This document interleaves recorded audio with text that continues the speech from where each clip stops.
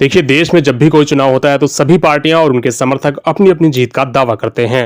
लेकिन ऐसा कई बार होता है कि चुनाव में जो दिखता कुछ है लेकिन नतीजा एकदम ही अलग आता है।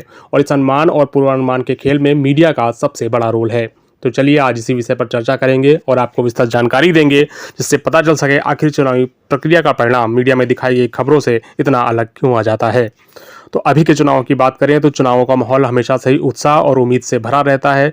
पार्टियों की अद्भुत रैलियां, भीड़ और मीटिंग्स ने जनता को प्रभावित किया है, जिससे कि अंत में हर कोई एक अच्छे भविष्य की आशा करता है। इस संदर्भ में मीडिया की भूमिका बहुत ज़्यादा महत्वपूर्ण है, क्योंकि यह जनता को वास्तविकता के संपर्क में लाने का प्रयास करता है। 1998 से 2014 तक की चुनावी प्रक्रिया में सर्वे विशेषज्ञों का महत्वपूर्ण योगदान रहा है।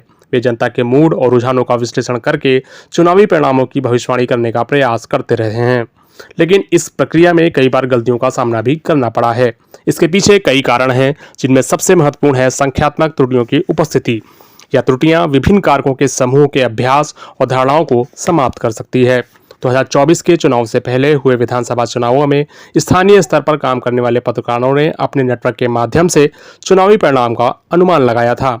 लेकिन बहुत सारे विशेषज्ञ और सर्वे एजेंसियों ने किए गए सर्वे में सब गलत हो गए। यह बताता है कि मीडिया अक्सर जनसाधारण विचारों के आधार पर अपना ओपिनियन बनाता है, जिससे वे चुनावी परिणामों को सही ढंग से पूर्वानुमान नहीं कर पा रहे हैं।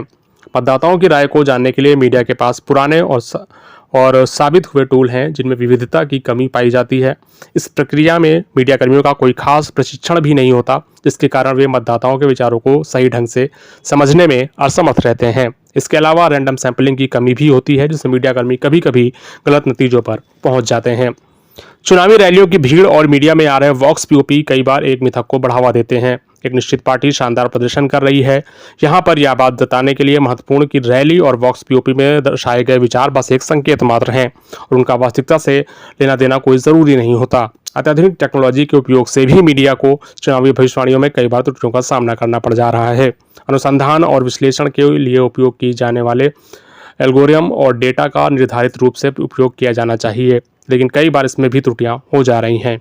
अतः अंत में चुनावी परिणामों की सही भविष्यवाणी करने के लिए मीडिया को अनुसंधानीय कौशल को बढ़ाने और सत्य प्रिय रिपोर्ट पर जोर देने की आवश्यकता है।